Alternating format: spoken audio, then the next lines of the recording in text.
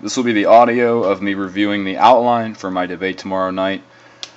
The question is, should the U.S. government impose stricter laws on handguns? And this will have a 4-minute introductory and then a 2-minute rebuttal. I hope you enjoy.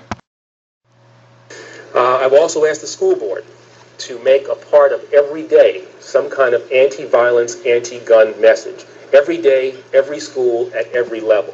One thing that I think is clear with young people and with adults as well is that we just have to be repetitive about this. It's not enough to simply have a catchy ad on a Monday and then only do it every Monday. We need to do this every day of the week and just really brainwash people into Whoa. Did you guys just hear that? Hold on. Only do it every Monday. We need to do this every day of the week and just really brainwash people into thinking about guns in a vastly different way. Really brainwash people to thinking about guns in a vastly different way.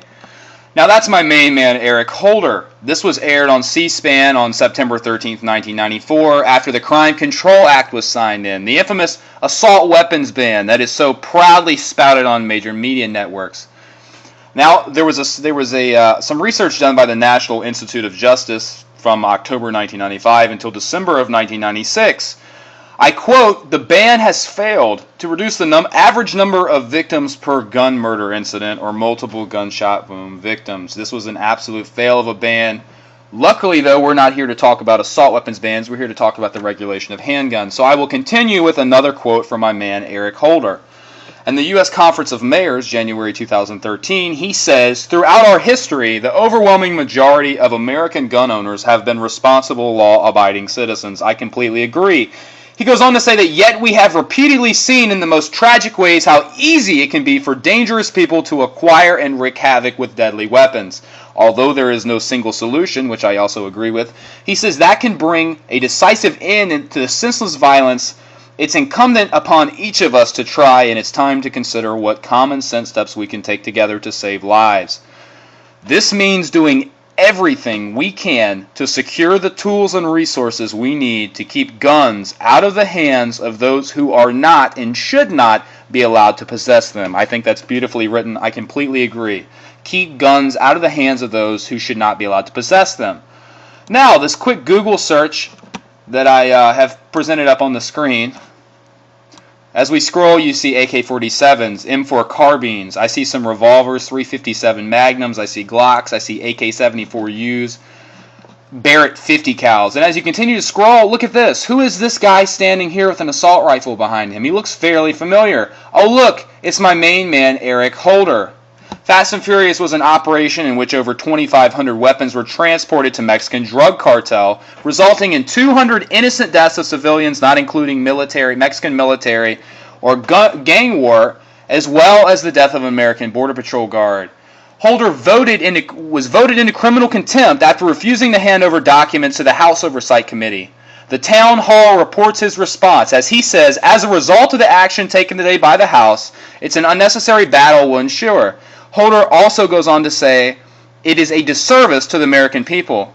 So the same guy who gave a speech about brainwashing after the assault weapons ban is in criminal contempt because he won't hand over files where his own men gave assault weapons to those, as he says, to the hands of those who are not and should not be allowed to possess them. Interesting. So in my last 8 seconds, I ask you, where are statistics of handguns, restrictions of handguns that have actually promoted the safety of Americans? And can you please provide statistical data to correlate with that, as I have with the National Institute of Justice? Thank you. And I continue in the rebuttal. As there has been no real statistical data provided, I feel that it's only necessary for me to provide some. Look at Washington, D.C., the District of Columbia versus Heller. This was a case in which handguns were brought back into the streets of D.C. As the Washington Times reports, the lowest number of killings in the nation's capital since 1963. In the year after the 2008 Heller decision, the murder rate fell 2.5 times faster in Washington than in the rest of the country. That's opposed to the UK. As the Daily Mail reports, the government's latest crime figures were condemned as truly terrible by the Tories today, as it emerged that gun crime in England and Wales soared by 35% last year. Criminals use handguns in 46 more offenses, Home Office statistics revealed. Firearms were used in 9,974 recorded crimes in the 12 months to last April, up from only 7,300.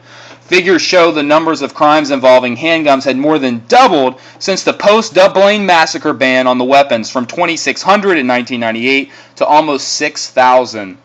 Office statistics showed that crime has soared nearly 600% since 1978, when there were more than 1,437 firearm offenses. So crime is soaring where there are bans, and it's dropping faster than ever where guns are introduced back into the hands of law-abiding citizens. Now, you may ask yourself, why do I think guns are so scary? Why do I believe these statistics? You may think I'm an idiot. Either way, I have the answer as to why you feel the way you do. I quote, "What we need to do is change the way in which people think about guns, especially young people, and make it something that's not cool, that it's not acceptable, it's not hip to carry a gun anymore. What we need to do is really just brainwash people into thinking about guns in a vastly different way."